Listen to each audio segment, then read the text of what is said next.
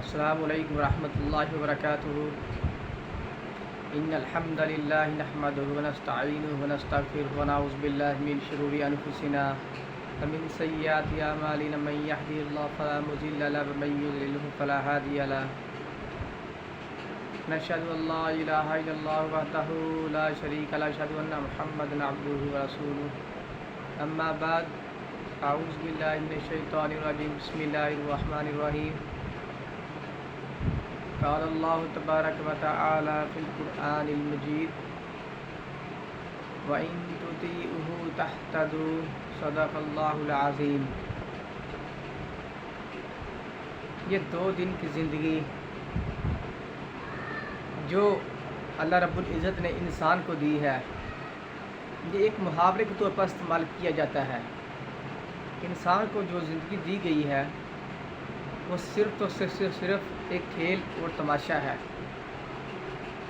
ایسے ہے کہ انسان ایک مسافر ہے، جیسا کہ ایک انسان ایک درخت کے نیچے آرام کے لیے لیٹتا ہے پھر وہاں سے چل دیتا ہے، ویسے ہی انسان کی زندگی ہے۔ وہ اپنی زندگی پوری کر کے اللہ رب العزت کے ہاں پہنچ جاتا ہے، چاہے کوئی نیک ہے یا بد ہے، ہر انسان کو اللہ رب العزت کے ہاں پیش ہونا ہے۔ آج کا ہمارا موضوع ہے نبی کریم صلی اللہ علیہ وسلم کا معجزہ۔ حضرت جابر رضی اللہ عنہ کی دعوت اور نبی کریم صلی اللہ علیہ وسلم کا معجزہ تھا۔ یہ بہت ہی پیاری اور مضبوط صحیح بخاری میں روایت موجود ہے، اور یہ صحیح روایت ہے۔ غزوہ خندق کی کھدائی کے دوران کوئی بھاری پتھر آ جاتا تو صحابہ کرام رضوان اللہ علیہم اجمعین اپنے سالار اعظم جناب محمد صلی اللہ علیہ وسلم سے مدد کی درخواست کرتے ہیں۔ کوئی بھی بھاری پتھر اگر راستے میں آتا تو سارے صحابہ کرام نبی کریم صلی اللہ علیہ وسلم کی خدمت میں پیش آتے ہیں اور ان سے مدد کی درخواست کرتے ہیں۔ سب سے پہلی بات یہ ہے اس حدیث مبارکہ میں کہ ایک امیر ہونا چاہیے، اور جتنے بھی مقتدی ہیں ان کو اس کی اتباع کرنی چاہیے، کرنی چاہیے۔ امیر بھی خالص اللہ کی رضا کے لیے اللہ کی توحید کا اقرار کرتا ہو، نبی کریم صلی اللہ علیہ وسلم کو مانتا ہو۔ آپ نے بھوک کی شدت کے باعث پیٹ پر پتھر باندھے ہوئے تھے، بھوک بہت زیادہ تھی، اتنی بھوک تھی کہ پیٹ پر نبی کریم صلی اللہ علیہ وسلم نے پتھر باندھے ہوئے تھے، مگر آپ صلی اللہ علیہ وسلم اسی حالت میں اپنی کدال کی ضرب لگائی، اسی بھوک کی حالت میں ضرب لگاتے رہے۔ فولاد جیسی چٹان بھی آتی تو نبی کریم صلی اللہ علیہ وسلم اس کو توڑ کر رکھ دیتے تھے۔ جتنی مرضی مضبوط چٹان پتھر آ جاتا نبی کریم صلی اللہ علیہ وسلم اس کو توڑ دیتے، 2 ٹکڑے کر دیتے تھے۔ حضرت جابر بن عبداللہ رضی اللہ عنہ نے آپ صلی اللہ علیہ وسلم کی جب یہ بھوک دیکھی تو وہ تڑپ اٹھے، ان کے دل میں بہت ہی خیال پیدا ہوا، احساس پیدا ہوا جب انہوں نے اپنے آقا جناب محمد صلی اللہ علیہ وسلم کی بھوک دیکھی۔ سیدھے گھر تشریف لے گئے، بیوی سے کیا کہا، گھر میں کوئی کھانے پینے کی کوئی چیز ہے؟ سوالیہ انداز میں پوچھا بیوی سے کہ گھر میں کوئی کھانے پینے کی چیز ہے تو بتاؤ۔ اس نے کہا بکری کا 1 سال کا چھوٹا عمر بچہ ہے، اور 1 سا جو ہے۔ انہوں نے فوراً بکری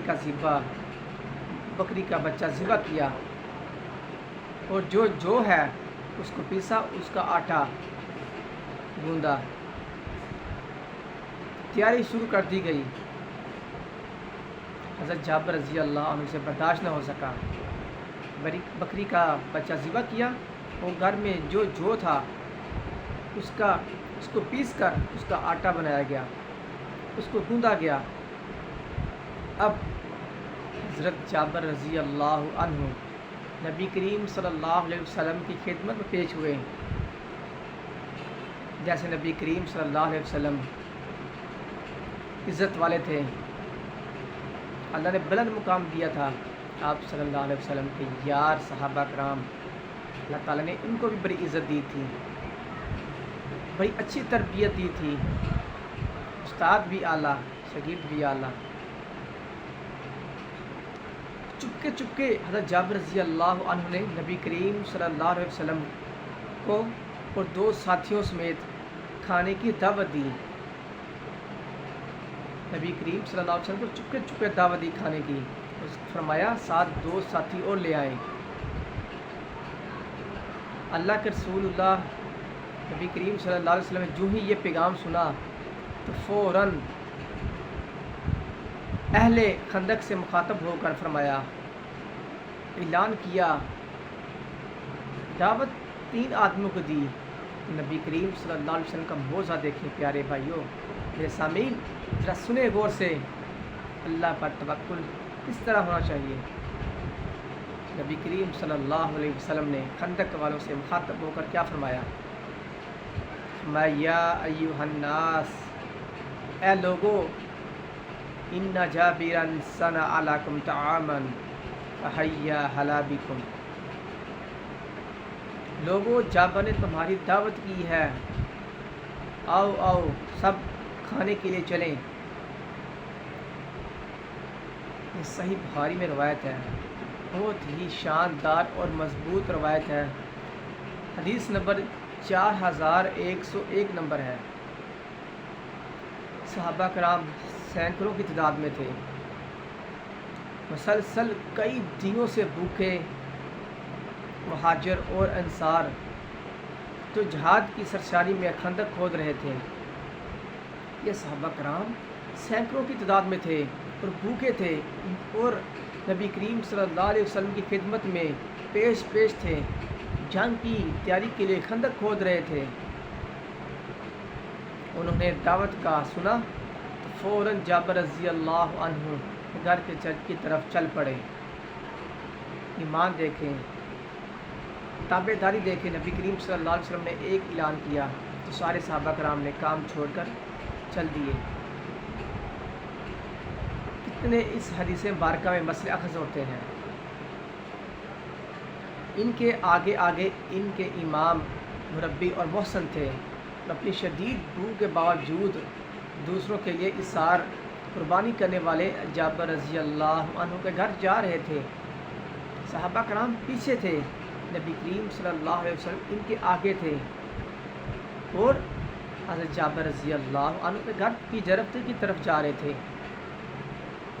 جابر رضی اللہ عنہ کہتے ہیں، اس وقت مجھے بہت شرم آ رہی تھی۔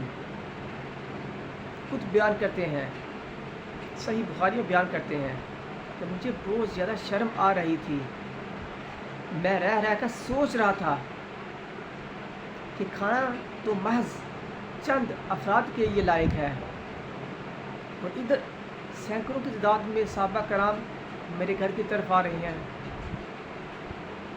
اور اتنی کثیر تعداد میں آ رہے ہیں۔ میں اسی پریشانی میں جلدی گھر گیا، گھر پہنچا تو میں نے فوراً اپنی بیوی کو یہ سارا ماجرا سنایا، یہ ساری بات بتائی۔ ماشاءاللہ بیوی، اللہ تعالیٰ نے ان کو بڑی ذہانت دی تھی، بڑی وسعت کی مالک تھی۔ اس نے جب یہ ساری بات حضرت جابر رضی اللہ عنہ اپنے خاوند کی سنی تو آگے سے کیا کہنے لگی؟ ہمیں پریشان ہونے کی کیا ضرورت ہے؟ سوالیہ انداز میں کہا، ہمیں پریشان ہونے کی کوئی ضرورت نہیں، اللہ کے رسول اللہ صلی اللہ علیہ وسلم نے لوگوں کو دعوت دی ہے، تو آپ صلی اللہ علیہ وسلم نے خود ہی یہ سارا کام نپٹا لیں گے، اب وہ جانے، ان کا کام جانے۔ بیوی نے یہ کہہ کر جابر رضی اللہ عنہ کو چپ کرایا۔ یہ کلمات کہے جابر رضی اللہ عنہ کی بیوی نے۔ جابر رضی اللہ عنہ کو تسلی ہو گئی۔ ادھر صحابہ کرام رضوان اللہ علیہم اجمعین سے پہلے اللہ کے رسول اللہ صلی اللہ علیہ وسلم جابر کے گھر پہنچے، دریافت کیا جابر گوشت کہاں ہے؟ فرمایا، عرض کیا وہ ہنڈیا میں رکھا ہوا ہے۔ نبی کریم صلی اللہ علیہ وسلم نے فرمایا جابر گوشت کہاں ہے؟ فرمایا وہ ہنڈیا میں رکھا ہوا ہے یا رسول اللہ۔ پھر ارشاد ہوا آٹا کہاں ہے؟ جو آٹا گوندا ہوا تھا وہ کہاں ہے جابر؟ عرض کیا یہ رہا اے اللہ کے رسول صلی اللہ علیہ وسلم۔ اب نبی کریم صلی اللہ علیہ وسلم کا موضع دیکھیں۔ آپ صلی اللہ علیہ وسلم آگے بڑھے، بسم اللہ پڑھ کر، کیا پڑھ کر؟ بسم اللہ، اللہ کا نام لے کر پڑھ کر اپنا لعاب دہن ہانڈی میں ڈالا۔ ماشاءاللہ، سبحان اللہ، کرم نوازی دیکھیں، برکتیں دیکھیں۔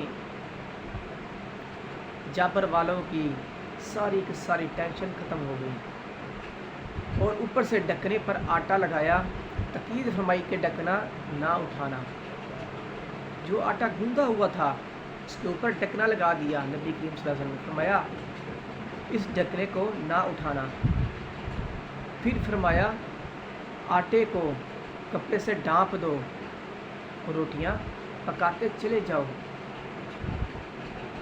کوئی لمبا چوڑا نبی کریم صلی اللہ علیہ وسلم نے کام نہیں کیا، اللہ پر توکل مضبوط تھا، رحمت للعالمین تھے۔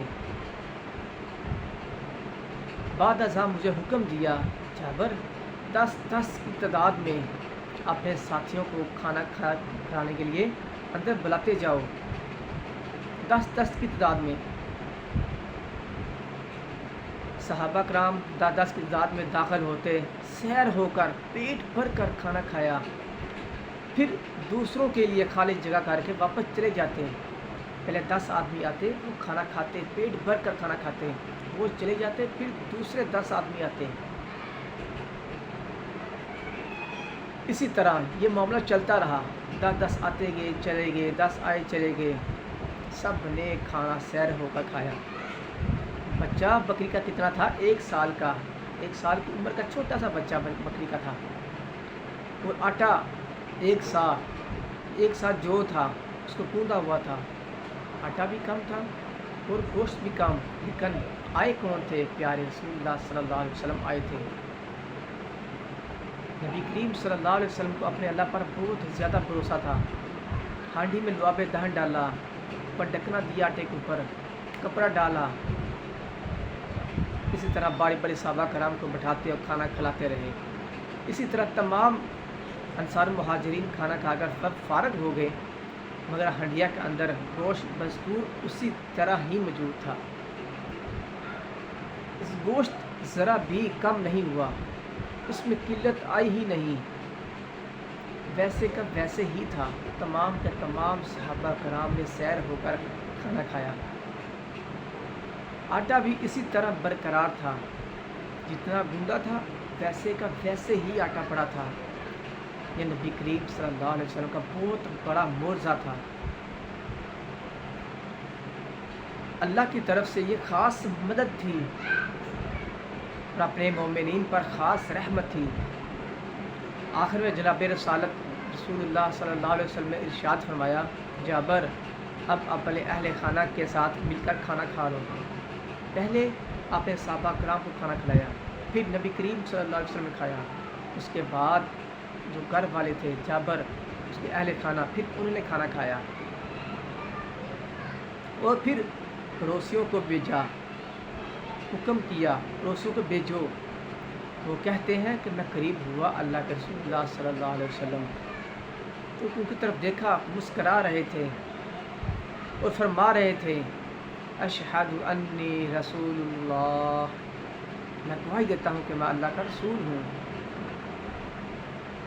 ادھر میں بھی سرکار نبی کریم صلی اللہ علیہ وسلم کے سرکار ہو کر پکار اٹھا، اشہد انک رسول اللہ، میں گواہی دیتا ہوں بے شک آپ اللہ کے رسول ہیں۔ جابر کہتے ہیں کہ ہم نے اپنے ہمسایوں کو بھی گوشت اور روٹیاں بھجوائیں، کہ اپنے ہمسائے کو روٹیاں اور گوشت بھجوایا، خوب بھجوایا۔ اس ذات کی قسم جس کے ہاتھ میں میری جان ہے، ہمارے ہمسایوں نے بھی اس رات خوب گوشت کھایا اور روٹیوں کے خوب مزے لیے، لیکن کم نہیں ہوا، گوشت کم نہیں ہوا، روٹیاں کم نہیں ہوئیں۔ یہ نبی کریم صلی اللہ علیہ وسلم کا معجزہ تھا۔ ایسے ہی اللہ رب العزت نے آپ کو رحمت للعالمین بنا کر بھیجا۔ آپ صلی اللہ علیہ وسلم تمام جہانوں کے لیے ایک رحمت کا پیغام لے کر آئے تھے۔ جب حضرت جابر رضی اللہ عنہ نے یہ پیغام سنا تو خوشی سے مسکرا دیے، ساری پریشانی ختم ہو گئی۔ رسالت مواب نبی کریم صلی اللہ علیہ وسلم خود گھر تشریف لے آئے۔ اسی کو کہتے ہیں معجزہ۔ نبی کریم صلی اللہ علیہ وسلم کا بہت ہی پیارا معجزہ تھا، اس میں بڑی برکت تھی۔ اللہ رب العزت سے دعا ہے کہ اللہ رب العزت ہمیں نبی کریم صلی اللہ علیہ وسلم کے فرامین پر عمل کرنے کی توفیق عطا فرمائے۔ السلام علیکم ورحمۃ اللہ وبرکاتہ۔